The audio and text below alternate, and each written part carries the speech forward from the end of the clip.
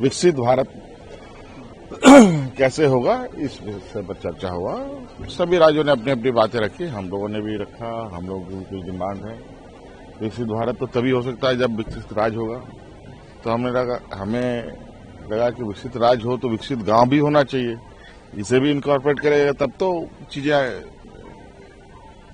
Strongly built up होगा।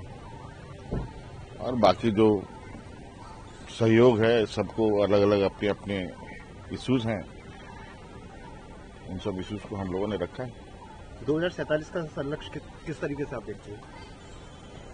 राज्यवार जो समीक्षा उन्होंने की है कि आप लोगों को क्या समस्या आपने भी रखी होगी पीएम के सामने, तो उन्होंने किस तरीके से जवाब दिया? हमने अपनी सारी बातें रख दी, हमारी आवश्यकताएं क्या है, और ये आवश्यकता और ये सिर्फ डिमांड हमारा नहीं है, ये हम आपसे मांग नहीं कर रहे हैं, ये आवश्यकता है राज्य की।